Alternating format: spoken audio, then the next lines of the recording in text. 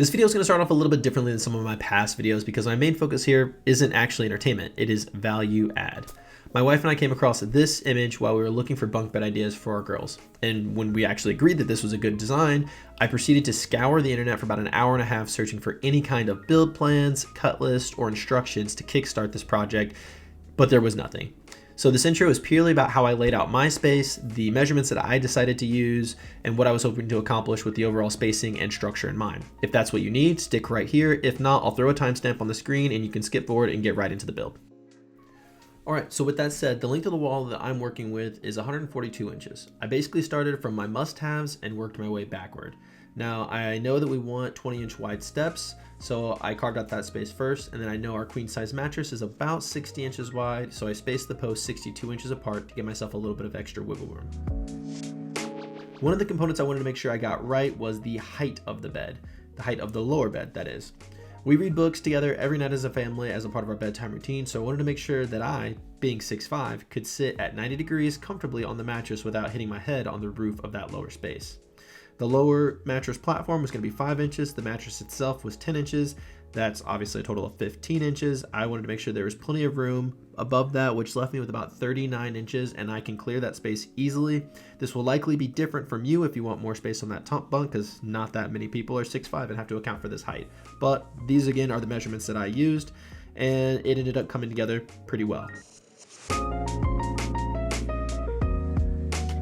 First, we're going to dive into the framing. The entire framing portion is done using a combination of 2x4s and 2x6s. The 2x4s carry the heavy burden here. They are the walls and the upper bunk / supports for the upper bunk structures. The 2x6s I only used for the lower mattresses framing. You could do 2x4s here, but again, we wanted that 5 inches height, and 2x6s work out pretty well for that. I did pre-drill all of my screw locations to avoid splitting the wood, and I secured most everything with 3-inch deck screws I had left over from building our fence a couple of years ago. Now, I am not a framer by trade, but a couple tips I do want to share about putting together a wall is when you can, use spacers. I knew the end of the wall to the window was exactly 6 inches, so I just cut 2 identical spacers and clamped them in place, and then used a larger clamp to squeeze everything square and coplanar when I was assembling. That wasn't too bad. We do need one more though, so I'm going to take care of that, and then we can get going. After I got both pieces assembled, I was ready to carry those up to the girls' room and start figuring out how best to bring this all together. That brings me to my next, let's say, semi-pro tip on this kind of project. Double check your spacing and your level of access. What I mean by that is these walls were easy to make in my garage, the tools were nearby, if I needed to make an adjustment I could, and then I could just carry them up. However, the upper bunk structure is absolutely too large to be assembled anywhere other than the room itself. I wouldn't have been able to navigate the tight corners, the stairwell, or the railing to get it into the space. If you stop and give this a bit of thought toward the start of your project, then it can really save you some headaches as you get further into it, rather than fighting around tight corners and, breaking things. Don't ask me how I know that. Now, I designed this to go right up against the drywall, which means I need to remove the trim. However, I want the queen mattress to be centered in the room, so that means finding the center and measuring out 35.5 inches in either direction. That makes for 62 inches for the mattress and another 3 inches for the framing and a ½ inch for the subwall. If you're ever taking out trim and you don't want to ding your drywall, what you can do is peel back just a smidge to get the putty knife in there. And then when you put your pry bar or screwdriver, you can peel against the putty knife and your drywall will be just fine. So now you know. Once I can get the trim out of the way, I could look at attaching the bunk bed walls to the studs and the subfloor in the room. Now, unfortunately, in my case, the bunk bed walls did not line up on studs, so there's a couple ways I could go about addressing this to make sure we still get a strong connection. I could have added 2 2x structures that run the length between the bunk bed walls, done one at the top and one at the bottom, secured those to the walls, and then secured that 2x4 structure to the studs in between. Or what I actually decided to do was screw the walls down into the subfloor, making sure that they were plumb, and then essentially I just used the top bunk as a framing stretcher, secured that to the studs in the wall, and then secured the 2 individual bunk walls with the top bunk structure. Hopefully that all makes sense. Basically, the top bunk is just helping to tie everything together with both walls and the subfloor. And things were very sturdy, very plumb, and I could not shake them no matter how much I rattled it around. Now, just like I do with anything that I build for my kids, I have to make sure that it first can hold me. Now, like I said at the top of the video, I'm 6'5", I'm about 225 pounds, and if it can hold me, it can certainly hold a couple of kids. I sat, I moved around, and I shook the mess out of this thing, and it was solid. Now we can move on to actually wrapping the 2x4 structures. Now this is going to get covered with poor man's shiplap. We'll get to that later. So what I ended up using as sheathing material was just 1/2 inch OSB. This was leftover material from some old shelves that the previous owners had in our house in the basement. And since we're trying to be cost effective as we can, I went ahead and used this material, cut it down to size, and tacked it in place using 18 gauge brad nails.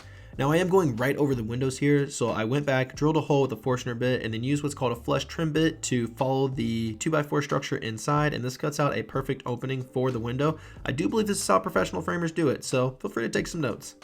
Now it was time to attach the sheathing on the top. I did this with brad nails and then followed up with screws and ended up getting a little help toward the end. Ella, do you want to help me? Well. You want to squeeze the screw? Sure. Okay, come here. You gotta pull the trigger. Okay, that's good. Good job. Emmy, you want to try one? Sure. Now remember, we got to get the screw all the way into the wood, so just keep holding it until it's gone. Nice. Well, yeah, we'll probably do 2 more over here, okay? Well, she could do those. I got little snackies for you, Dad. You brought me snacks? What a deal. That makes this whole thing worth it. You're going to move so I can flip up without catching your face. So nuts.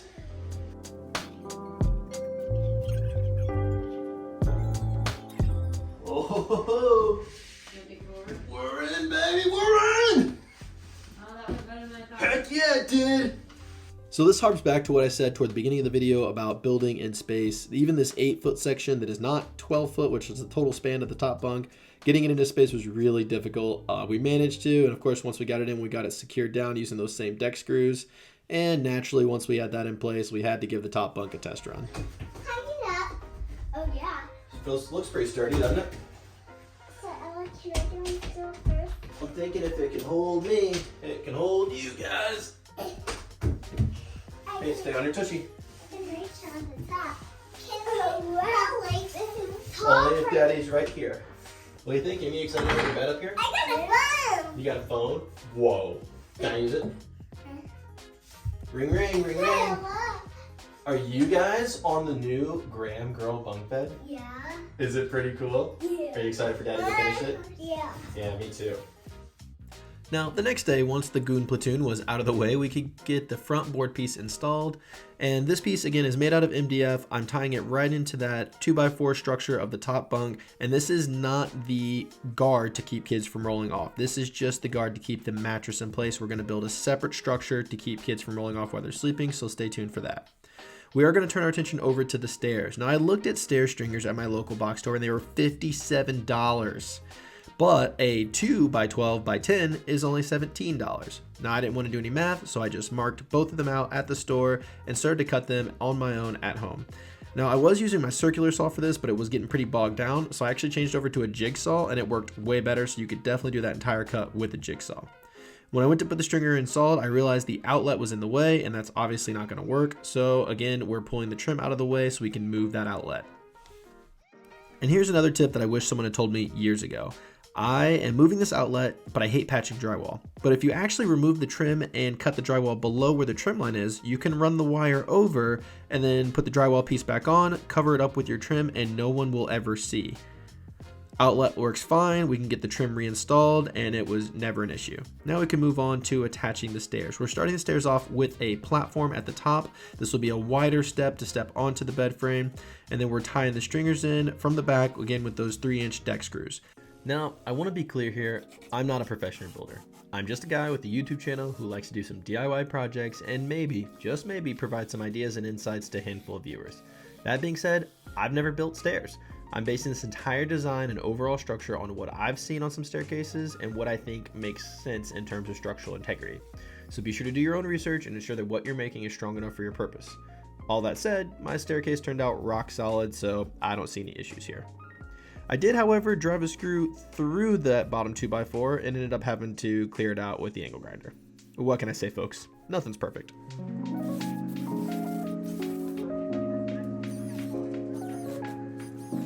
And like you can see here, that drywall was not patched at all. I just screwed it right back into that bottom seal plate, dropped the trim in place, and then tacked it back in with 18 gauge brads.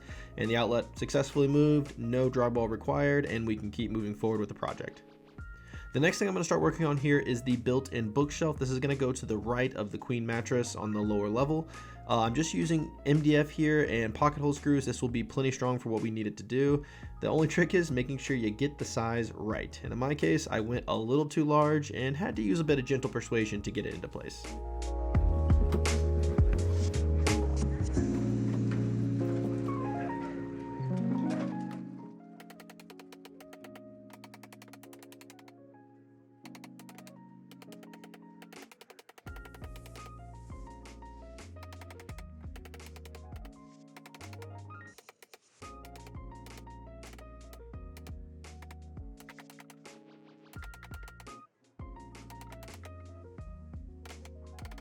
With the bookcase finally in place, I could secure it to the 2x4 framing using more of those 3-inch screws. Then I could turn my attention into boxing in the space to create this nook for a clubhouse, for hide and seek, for tea parties, or whatever else these goofballs are going to use it for. Like everything else, I'm using 3/4 inch MDF here and tacking it in place with 18 gauge brads, then following up with some structural screws to make sure everything is locked nice and tight. Okay, I know what you're thinking. This looks like crap, and I couldn't agree more. The catch is, all I have to do is take the face of each riser and send it past the outside of the step and connect it to this board and do the same thing with each tread. And then this gap disappears all the way up and all the way down.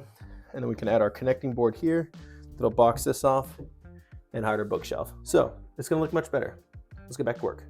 While I'm attaching this filler piece, I want to talk about the next piece we're going to work on, which is what I call the staircase skirt. This is just a scrap piece of MDF that I laid on top of the stringers before installing them. I measured out 3 inches from each peak, which is 1 inch to cover the stair tread, and then another 2 inches of additional coverage for spacing, and I think it turned out pretty good.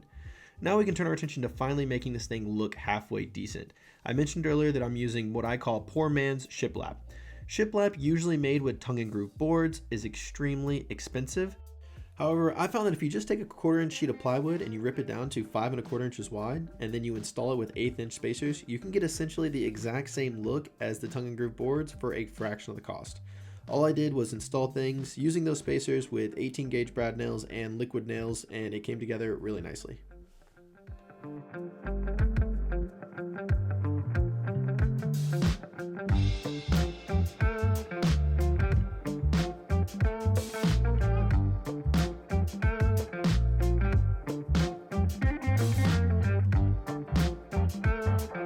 With that part finished, I did a bit of sanding and then I started adding all of my trim pieces. Now for the trim, I'm just using more MDF here, though I did mill it down from 3/4 inch down to just a 1/2 inch, so it didn't feel too bulky once I had it installed. And I was honestly pretty stunned with how much this really started to transform the project and got me ready for painting, which meant that we were really going to turn the corner on getting this thing finished.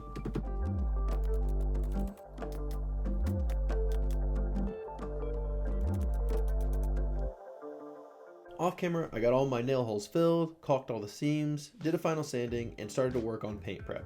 This is probably my least favorite part of painting with the sprayer, but the overall finish definitely makes it worthwhile. I did a single coat of primer on all the MDF surfaces and then did 2 coats of a paint and primer in one in Sherwin-Williams Glacier White.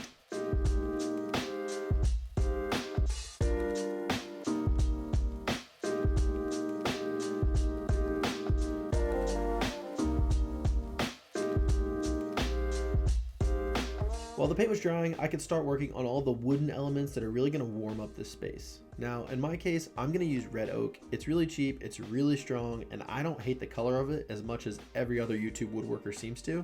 However, this does require me to do a good bit of milling on my end, and that takes expensive equipment and a good deal of time. So if you don't have those things, you can just pick up some select grade pine from your local box store and use whatever color stain you want to achieve the look that you're going for.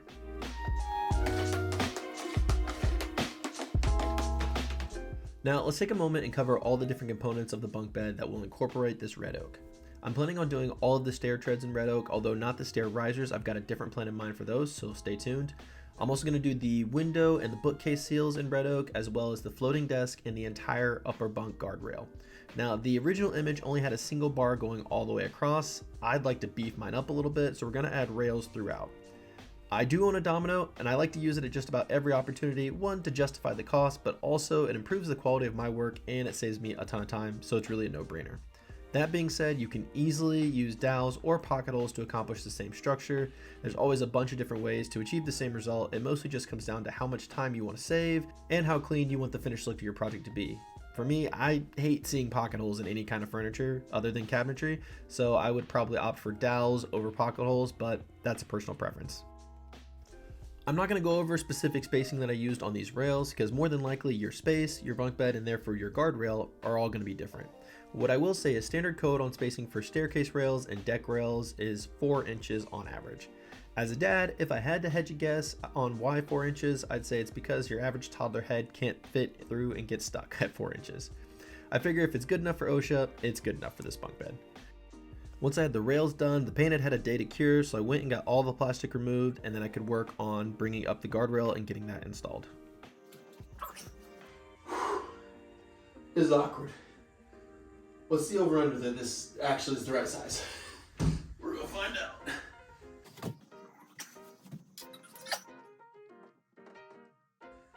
I'm really glad that fits. I did not want to carry that back downstairs. And of course, I had a couple extra sets of hands to accompany me while securing this guardrail into the framing of the bunk bed. Again, I'm pre-drilling through the guardrail that is 2 inches thick on the bottom rail and sinking some of those 3-inch deck screws down into the 2x4 framing every 16 inches or so, and this made for a really strong connection. With that installed, I can turn my attention to the window seal and the bookcase seal. Now, I've never made these before, and to be totally honest, I'm mostly winging it. I took measurements of each of the opening, I cut pieces to fit, screwed them together, and then whacked them into place. Then I doubled back and added some trimming and the like to help it look more clean and polished, aka hide any funny looking joints, shims, or gaps that I had along the way. Overall, I think it came out looking pretty nice. If I can share one bit of advice on this part, it would be to use 1/2 inch material instead of 3/4 inch material. 3/4 inch would definitely be easier because you likely already have some and you wouldn't have to go buy extra or mill down what you already have, but it ends up looking really bulky in place, almost to the point of intrusive. When I went back and swapped out all the 3/4 inch for 1/2 inch, it made a huge difference, which checks out because I think nearly all homes that are built these days use 3/8 to 1/2 inch material when trimming things out. So the thickness feels right when you see it in place. I touched on this earlier, but I didn't actually show it. I used 2x6s to build a rectangle that's going to serve as the box spring for the queen mattress. I then cut, primed, and painted MDF to wrap the 2x6 framing to tie it in with the bed and give everything a nice clean finish. Then, using 2-inch screws, I went through the 2x6 and into the MDF to tie them both together. Alright, let's talk slats. On my last bed video, I had some bozo giving me crap for not providing enough detail on how many slats a bed takes, as if that information can't be Googled or figured out by checking any of the other current beds in your house. Anyway, I used 3/4 inch slats here. I cut them down to 3.5 inch wide pieces, and then I attached them to that 2x6 structure using 1 inch spacing. The pieces would sit right onto there, and then I would screw them down. I also went back and added these T-shaped supports on every 4th slat that would just carry the load from the bottom of the slat to the floor. This distributed the weight evenly, and everything felt very solid. Hopefully that's enough instruction on slats. Now, let's talk about something notably more exciting, the stair risers. I went back and forth with my wife about this design for about a week before I finally just pulled the trigger and went for it. I had to go all the way back in the archives, pulling from the OG Alex, aka Mr. Build It, circa 2019. Pretty sure this video was the one that really boosted his channel and got him on the map, and rightly so.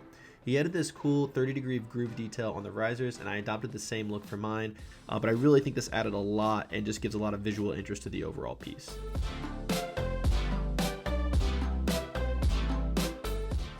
So some way along the way, I either did not film or lost footage of getting these installed. And I say installed because they're really just in place with a couple of brads along the side into the stringers, which is not enough to hold them in place long term, I realize that, and will squeak. And the squeaking you hear is not actually the stair tread, it's the nail sliding up and down. So what we're gonna do is add these cross braces. They've got pocket holes in each end and then inside are enlarged holes on the side, and then we'll attach these underneath between the stair stringers and then drill up through them through this hole with a pan head screw and a washer, and that'll sink in and lock these stair treads in place, but still leave enough room, because these holes are oversized, for these stair treads to expand and contract seasonally. So let's do that.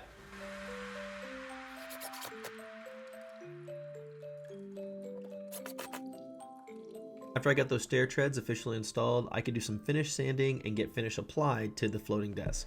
This piece was honestly pretty bare bones. All I did to attach it was to attach some ledge pieces along the wall and then use figure 8 fasteners to go up into the bottom of the desk, and this got it nice and secure.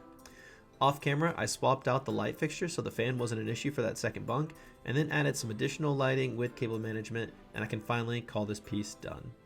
This was a really fun project and more rewarding than most because at the end of the day, I get to see my girls enjoying this every day. And I know they will continue to use it every day because it's their bed. So in that regard, it was a good use of time and money as well. Hope you enjoyed this video, guys. If you got anything from this, if this was a value add, I'd really appreciate the like and subscribe. If you've got any recommendations, please feel free to throw those in the comments below.